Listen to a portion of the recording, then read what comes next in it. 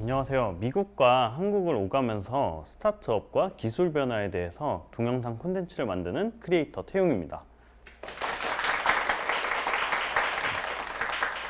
저는 작년에 혼자 카메라 하나랑 이제 삼각대 하나 들고 미국 서부에 있는 실리콘밸리라는 지역에 가서 이제 다양한 한국인 분들을 인터뷰를 해왔는데요.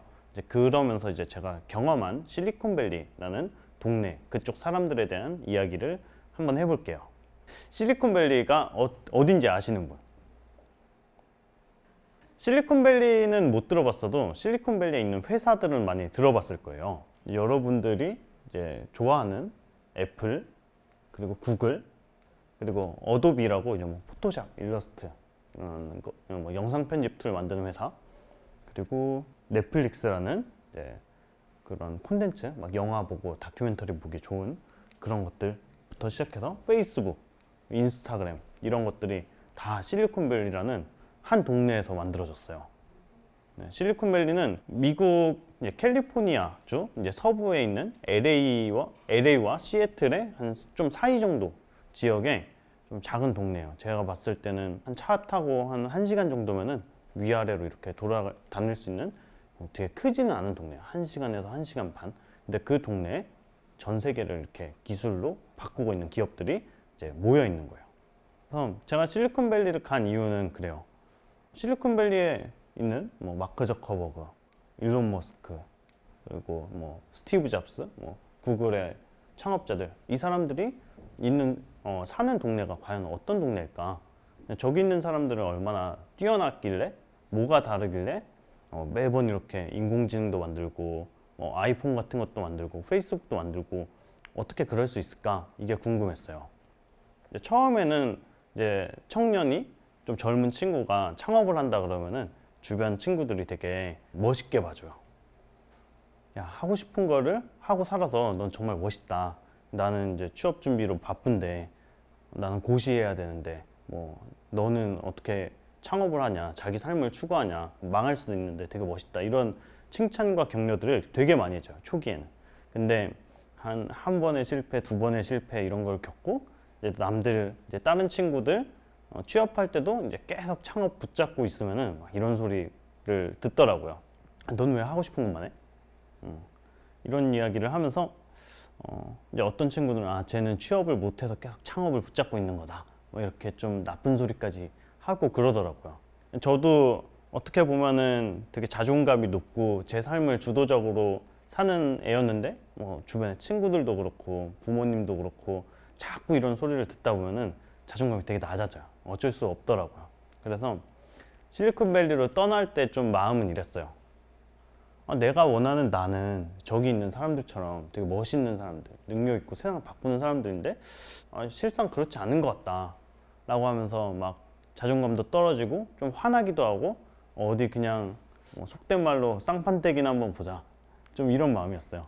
그래서 그 사람들을 만난 다음에 저에 대해서 저의 어떤 실력이라든지 이런 것들에 대해서도 좀 점검해보고 내가 앞으로 인생을 어떻게 살아가면 좋을지 좀 답을 찾고 싶어서 실리콘밸리로 가게 됐어요.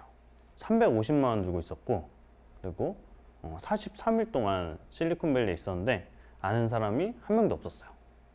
네, 총 여행 경비는 이제 700만 원 정도가 들었는데, 이제 실리콘밸리에서 이제 낮에 사람들 만나서 인터뷰하고 밤이 되면은 이제 한국이 낮이 돼요. 그러면은 좀 영상 알바 사이트 이런 거에서 이렇게 외주 같은 것들 작업을 주면은 이렇게 밤 늦게까지 작업을 하면서 좀 돈 벌면서 이렇게 돌아다녔죠.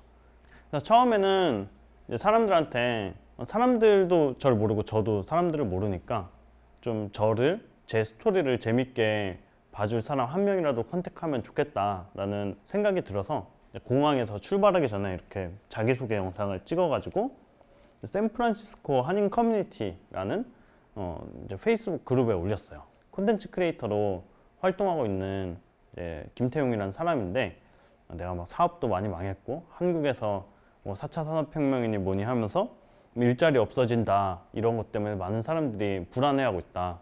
근데 너네들이 그런 것들 변화를 이끄는 사람들 아니냐, 한 10년 뒤의 미래, 20년 뒤의 미래가 아니라 지금 변화의 중심에 서 있는 사람들 이야기를 담아가면은 사람들한테 막 도움이 될 것 같다, 막 팔라스달라 이렇게 해가지고 이렇게 올렸죠. 그러니까 좋아요는 한 30개 정도 하고 이제 페이스북 메시지 하나 딱 받았어요. 그렇게 해서 이제 처음 만난 사람이 이 사람인데, 어떤 캐피탈원이라는 핀테크 회사, 핀테크라고 한다면은 뭐 은행 업무의 기술을 접목한 회사라고 보시면 돼요. 거기서 디자이너로 일하고 있는 사람이에요. 이 사람 스토리를 들어보니까 되게 재밌는 거예요. 한국에서 대학교 4학년 때까지 영화 공부를 한 거예요.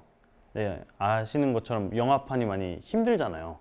그래서 학교 다니면서 넌 잘한다 이런 소리를 한 번도 못 듣고 되게 자존감이 낮아진 상태에서 미국에 한 3개월짜리 어학연수를 갔는데, 그때 아이폰이 나온 거예요.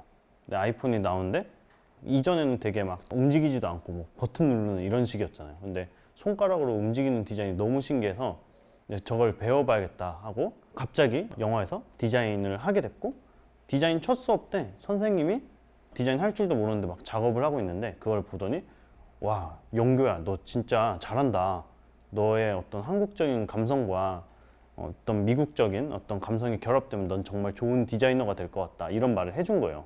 나는 뭐 별거 잘 그리지도 못했는데, 나중에 알고 보니까 교수님은 그냥 딴 애들한테도 그렇게 칭찬을 하고 다니는 분이었는데, 그래도 한국에서 그렇게 맨날 비교당하고 좀 칭찬 한마디도 못 듣고 있다가 그렇게 칭찬이란 걸 들으니까 얼마나 좀 이렇게 기분이 좋겠어요. 그래서 나는 나한테 칭찬해주는 사람들이 있는 이 동네에 무조건 정착을 하겠다 라고 마음을 먹고, 이제 왼팔에다가 막 실리콘밸리 지도를 이렇게 문신을 해가지고 새기고 인턴 5번에 거쳐가지고 이제 막 취업에 성공한 상태에 있는 사람인 거예요. 그래서 어떤 칭찬과 존중이라는 문화가 한국에 좀 많아졌으면 좋겠다. 그리고 이 사람이 존중받으면서 일을 하는 그 디자인 문화에 대해서 조명을 하면 좋겠다라고 해서 좀 제발 좀 인터뷰 좀 해달라라고 해서 인터뷰를 이제 했어요. 그래서 이 사람을 겨우겨우 이렇게 촬영을 하고 저녁에 숙소 돌아와서 빠르게 편집을 해서 완성을 딱 했어요. 이 사람은 사실 운 좋게 컨택이 된 거였잖아요. 왜냐면은 이제 나는 그때는 채널도 없었고 그냥 말 잘 통해가지고 해준 건데, 다른 사람들도 그렇게 컨택이 될 리가 없으니까 운이 좋았다라고 생각하면서 멋지게 영상을 만들어서 국내 언론사 미디어들한테 다 보냈어요. 내가 실리콘밸리에서 이런 거 만들고 있는데 내 채널을 한 2달 뒤에 오픈해가지고 올릴 거다. 근데 같이 공동으로 업로드할 언론사 있냐? 라고 하니까 사람들이 생각보다 반응이 좋더라고요. 여기 막 로고는 없지만 돈 주고 사고 싶다 이런 사람도 있고, 우리랑 같이 올리자 얼마 줄게 막 이런 사람들이 생기더라고요. 생각보다 반응이 좋으니까 저는 생각을 했죠. 잠깐만 기다려봐, 이렇게 이야기를 해놓은 다음에 그 다음 인터뷰 컨택은 뭐 이런 식으로 했던 거죠. 내가 채널은 없는데 페이스북에 20만 팔로워가 있는 앞으로 생길 내 채널과 저 채널에 같이 올라갈 거야, 이런 식으로 하니까, 이제 프로그래머 같은 경우에는 기술에 대한 채널에 같이 올라갈 거야, 이런 식으로 하니까 사람들이 why not? 이렇게 된 거죠. 그래서 이후부터는 사실 그렇게 막 어렵게 고생하면서 하지는 않았어요. 컨택이 어렵진 않았고, 그때부터 이제 인터뷰도 제가 고르는 입장이 됐죠. 그래서 많은 사람들이 도와줘가지고 뉴스, 조선일보인데 대문짝만하게 피플면에 정말 거의 막 지면에 한 3분의 1 정도 크기로 이렇게 들어가게 됐어요. 실리콘밸리 창업 괴물 이야기 400만 사로잡았다.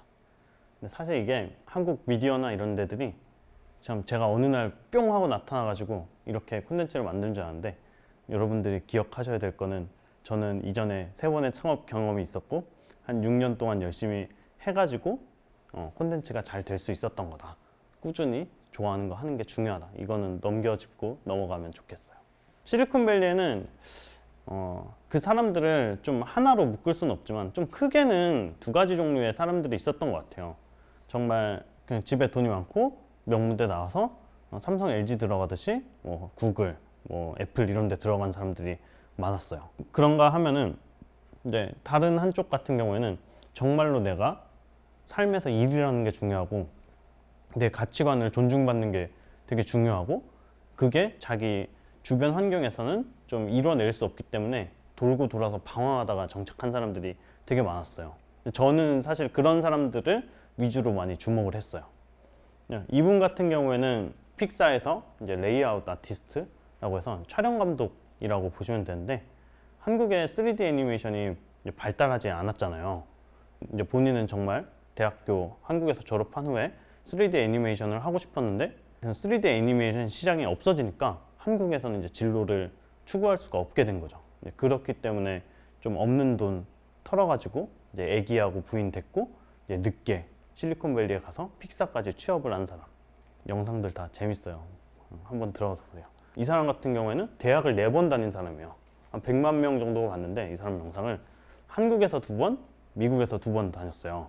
근데 결국에는 구글에 취업을 해서 구글에 다니다가 요즘엔 스타트업으로 다시 커리어를 옮긴 사람인데 뭐 스토리가 그래요. 한국에서 뭐 자퇴할 때 이야기 들어보면은 사진과에 다녔는데 사진 찍은 거 인화라는 걸 하잖아요. 근데 교수가 너는 이 사진을 인화해라 라고 했대요. 근데 이 사람이 좋았던 거는 다른 사진이었던 거예요. 그래서 싫은데요? 저는 이거 할 건데요? 이런 거예요. 그래가지고 이제 교수가 다시 한번 너 이거 뽑아 했더니 이 사람은 싫은데요? 전 이거 할 거예요. 내가 돈 내고 내 수업 듣는데 내가 뽑고 싶은 사진도 못 뽑냐라고 했다가 이제 나가라고 한 거예요. 그래서 진짜 학교를 나갔죠. 어떻게 보면은 좀 한국 사회 부적응자 같은 사람일 수도 있지만 그토록 이런 사람들은 좀 자기가 원하는 일을 하는 게 되게 절실했던 사람인 거예요. 그래서 이렇게 개성 넘치는 사람도 있었고 구글하고 애플이라는 회사 둘 다 인턴십 경험을 하고 구글에서 일하고 있는 사람 이야기. 그래서 이 두 회사가 어떻게 다른가 뭐 이런 콘텐츠도 있고 그리고 뭐 테슬라 다니다가 한국에 놀러 와가지고 친구들이랑 술 먹고 편의점 갔는데 여명 있잖아요. 숙취해소 음료 그걸 먹고 나서 다음날 일어났는데 괜찮은 것 같아. 생각해보니까 미국에 이거 없네? 라고 해가지고 테슬라 다니다가 나와서 창업을 해서 한 2달 지금은 창업한 지 6달인가 됐는데 한 80억 원 넘게 투자를 받고 매출도 한 30억 원 넘게 굉장히 빠르게 성장하고 있는 그런 사람도 만났습니다. 이 사람 보면서 당연히 저보다 형일 줄 알았거든요. 근데 한국에서 만나니까 동갑인 거예요. 근데 참 웃겼어요. 그냥 같은 나이인데 이 사람의 커리어를 보면은 이제 이 사람은 캐나다의 워털루 대학이라는 대학교에 나왔어요. 이제 그 학교는 좀 빡세기로 유명한데 한 학기 다니고 인턴십하고 한 학기 다니고 인턴십하고 한 학기 다니고 인턴십하고 대학 졸업할 때까지 그렇게 해야 돼요. 근데 그렇게 졸업을 하면은 실무 능력은 굉장히 뛰어나지는 거죠. 그래서 이 사람은 대학교 다니면서 페이스북 다니고 그리고 딜로이트라는 컨설팅 회사, 게임 진가라는 게임 회사에 다니고 각각의 직무도 되게 달랐어요. 뭐 데이터 사이언스도 해봤다가 프로그래밍도 해봤다가 이제 나중에는 이제 제품을 만들어가는 이제 전 과정을 약간 좀 리딩하고 관리하는 프로덕트 매니저라는 게 맞구나라고 해서 페이스북, 우버, 테슬라 다니다가 이렇게 창업을 해서 승승장구하고 있는데 좀 비교가 되더라고요. 입시 공부, 점수에 맞춰 잘못된 거로 입학, 군대, 공부 재미없음, 연이은 창업, 방황하다 실리콘밸리. 그냥 뭐 이 사람이 좀 막 잘났다 막 이런 의미에서 그런 건 아니고 경제 뉴스 이런 거 보면은 글로벌 경쟁력을 키워야 된다, 뭐 해외 사업하기 어렵다, 뭐 이런 이야기들 나오잖아요. 뭐 그렇게 뭐 어렵다는 거지 막 이런 생각을 했었는데 그냥 밖에 나가면 이런 애들이 있기 때문이구나. 좀 이런 것도 많이 느꼈어요. 이 사람이 창업을 하는 방식도 되게 좀 특이하더라고요. 한국과 조금 대조되는 게 있는데 이제 린 스타트업이라고 해요. 가장 위험 부담을 최소화하면서 빠르게 성장하는 어떤 스타트업 성장 방법론 이론 같은 건데 이를테면 이런 거예요. 이 사람은 테슬라를 다니면서 그 숙취음료 브랜드 이름이 모닝 리커버리인데 이거 외에도 창업을 염두하고 프로젝트를 2개를 더 하고 있었어요. 3개 정도의 프로젝트를 하다가 이 숙취 해소 음료가 잘 될 것 같으니까 그냥 그걸 창업을 했던 거고 하나만 보고 간 게 아니죠. 샘플을 구해와야 되잖아요, 한국에서. 그래서 월급은 받을 수 있을 때까지 받으면 좋으니까 상사한테 아프다고 병가를 내고 가가지고 한국에 와가지고 샘플을 구해갔어요. 근데 그 아프다고 거짓말했던 상사한테 처음에 초기 자금을 투자받아요. 그리고 인디고고라는 게 뭐냐면은 한국의 와디즈나 텀블벅처럼 그냥 크라우드 펀딩 사이트인데 여기에 나가기 전에 마케팅을 미리 먼저 되게 많이 해서 한 2,000명이 넘는 사람들의 팔로워를 이제 갖고 나서 크라우드 펀딩을 되게 성공적으로 해내요. 이런 걸 보면은 이 전 과정에는 자기가 손해보는 일이 하나도 없어요. 그러니까 손해보지 않고 창업하는 거. 저는 좀 안 그랬거든요. 막 일단 많이 만들고 그럼 막 어떻게든 이걸 팔아내야 돼. 뭐 이랬다면은 미리 주문받고 주문 들어온 만큼 팔고. 그래서 IT 기업에서 하는 똘똘한 창업 방법론들 이런 것들 보면서 저도 나중에 창업하면 저렇게 해야겠다 이런 생각도 많이 하게 됐고, 실리콘밸리 하면은 되게 환상적인 업무 환경을 제공한다, 이건 되게 사실이기는 했어요. 그냥 언론에 소개된 모습들, 뭐 10시 출근하고 5시 퇴근하고, 이제 한국에서는 뭐 9 to 6라고 해서 9시 출근 6시 퇴근하면 완전 땡큐다 이렇게 얘기하잖아요. 근데 10시 출근 5시 퇴근. 근데 이것도 아니고 한 오피스에 가보면은 뭐 4시 반쯤부터 사람들이 그냥 주섬주섬 가방 싸더니 없어져요.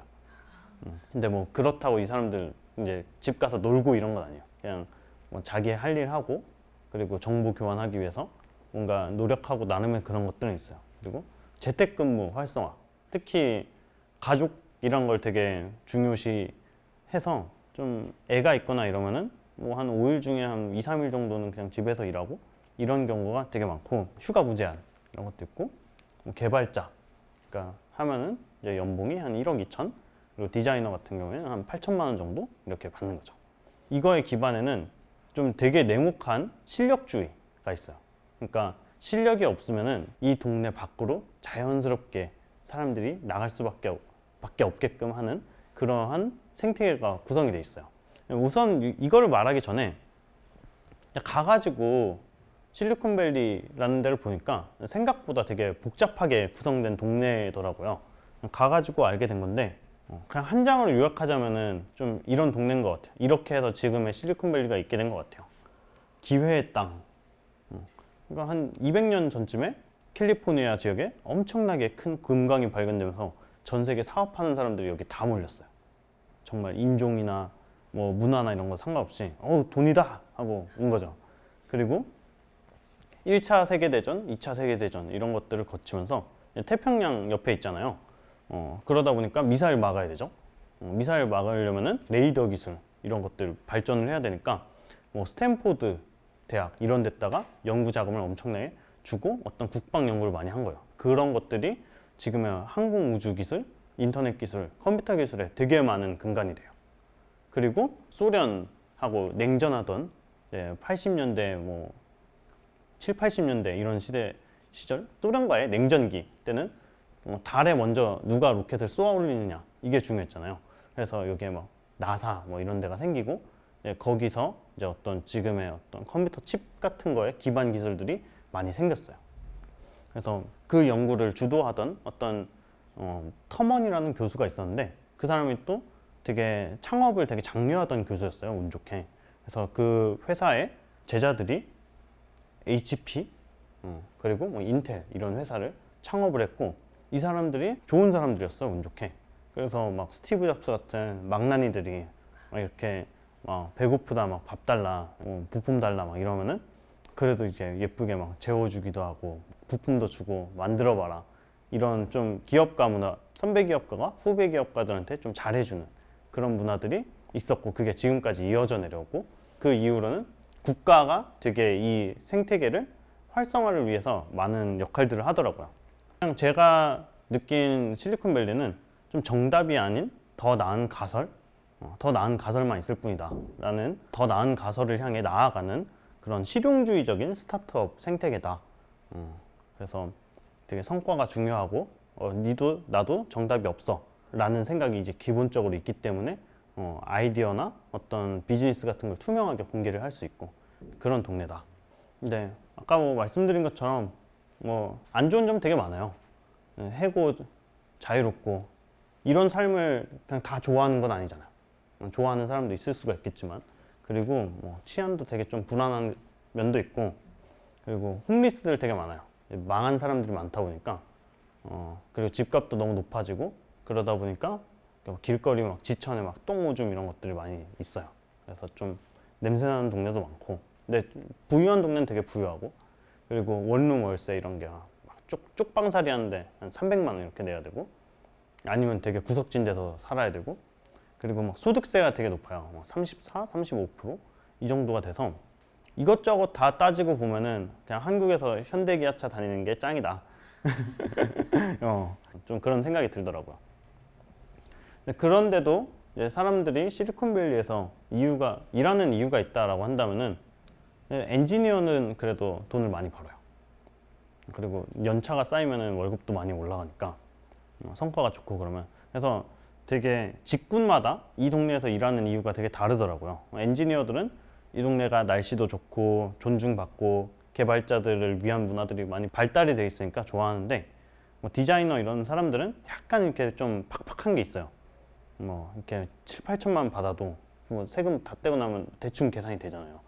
근데 여기서 조금 몇 단계 승진을 하고 나면은 한국에 헤드헌팅이 많이 되는 거예요.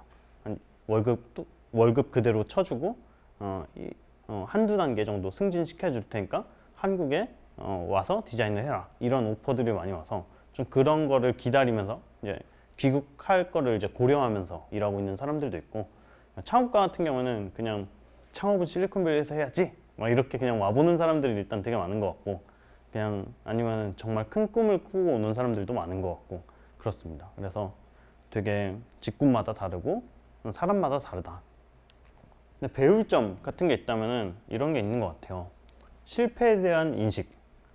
이제 한국에서는 실패했다라고 한다면 약간 좀 나고자를 만드는 게 있는데, 여기는 실패 자체는 되게 좋은 경험이다 라는 게 있어요. 그래서 회사를 다니다가 아까 모닝 리커버리라는 브랜드 이야기를 했잖아요. 그 테슬라 다니다가 나온 사람 같은 경우에 이제 창업한다 그러니까 그래 마음껏 창업해. 상사가 그래 마음껏 창업해. 그리고 너가 망하면 언제든지 테슬라로 올 수 있으니까 마음껏 창업해. 그리고 근데 그 사람 외에도 원래 다니던 직장으로 그냥 창업했다가 돌아올 수 있는 경우, 돌아온 경우들이 되게 많아요. 좋은 경험 했구나 라고 그 경험, 도전 자체를 인정을 해주는 거죠. 기업가 정신 문화. 이제 선배 창업가가 이제 후배 창업가들한테 페이스북 창업자 마크 저커버그라든지 뭐 테슬라, 일론 머스크 이런 사람들 방송에서 많이 볼 수 있잖아요. 자기 이야기도 하고 팟캐스트 출연해서 뭐 인공지능에 대한 생각 이런 것들도 이야기하고 투자 같은 것도 하고. 근데 한국에서는 사실 네이버 창업자 이런 사람들 인터넷에서 그 미디어에서 보기가 힘들잖아요. 성공하면 할수록 좀 이렇게 화면으로 대중들한테서 멀어지는 그런 것들, 좀 대조적인데 그런 것들은 되게 배울만 하다. 그리고 장기적 관점에서의 투자. 실패를 계속 할 수는 있는데 그 실패가 연속되다 보면 언젠가는 끝내주는 게 나온다는 거를 이쪽 동네 투자자들이나 기업가들은 학습을 한 거예요. 그렇기 때문에 그냥 뭐 망할 걸 고려하고 이제 투자를 많이 하는 거죠. 그러다 보니까 VR도 나오고 막 가상현실, 증강현실 이런 것들이 좀 망하고 근데 기업이 망해도 기술이 망하는 건 아니잖아요. 그 기술자의 지식은 그대로 이어지니까 그 사람들이 계속 그걸 이어나가면서 언젠가 그냥 세상을 바꿔버리는 거죠. 그래서 뭐 언제까지 이거 끝내 이런 것보다는 되게 장기적인 관점으로 최고의 인재에게 최고의 대우, 이런 것들은 그냥 뭐 연봉적인 부분도 있지만 정말로 약간 너가 성과만 잘 내면 돼, 다 잘 해줄게 라고 하면서 그냥 휴가도 맘대로 쓰고 그냥 인생 막 회의감 들 때 그냥 휴가 한번 갔다 오고 좀 애 낳고 그러면은 집에서 일하고, 좀 이런 것들이 되게 좀 반드시 사무실에 나와야 돼 이런 게 없고 성과를 잘 내면 돼, 좀 이런 것들이 있다. 그리고 그냥 효과적인 창업 접근법, 그리고 뭐 다양하게 좋은 기업 문화 이런 것들이 있는 것 같아요. 그래서 실리콘밸리에서 이제 배울 수 있는 거는 이제 딱 봐도 우리가 뭐 실리콘밸리의 창업 생태계를 닮아야 된다, 뭐 따라야 된다라고 하면서 한국에서 뭐 외국에서 뭐 한다라고 하면 되게 무비판적으로 수용해 오는 것들이 되게 많잖아요. 근데 저는 가가지고 저거는 따라할 수가 없다라는 게 느꼈어요. 얘기 듣기도 그렇잖아요. 엄청 오래됐고 오히려 한국 창업 생태계가 되게 빠르게 발전하고 있구나라는 걸 많이 느꼈어요. 그래서 따라하는 것보다는 독자적인 스타일을 만드는 것이 되게 중요하고, 그게 스타트업 정신, 그냥 나다운 삶을 살아가고 나다운 생태계를 구축해가는 거, 그게 스타트업 정신이고 만들어야 될 문화라고 한다면은 그냥 우리 안에서 우리가 잘하는 게 뭘까? 우리가 할 수 있는 기회는 뭘까? 이런 걸 생각하면서 좀 독자적인 스타일을 만들어가는 게 중요하지 않을까 이런 생각을 했고요. 그냥 끝으로는 뭐 아까도 이야기했던 건데 빠르게 발전하는 시대에는 이거를 그냥 이것 자체는 그냥 머릿속에 새기는 게 되게 중요한 것 같아요. 미래가 어떻게 바뀔지 누가 알아요. 그래서 정답은 없다. 그리고 더 나은 가설, 그러니까 지금보다 더 나은 것, 지금보다 더 뭐 사람들한테 도움을 줄 수 있는 것, 이렇게 생각하고 이제 서로 좀 겸손하게 그리고 존중하면서 대하는 문화들이 좀 한국에도 많이 확산이 됐으면 좋겠다 이런 생각을 했습니다. 감사합니다.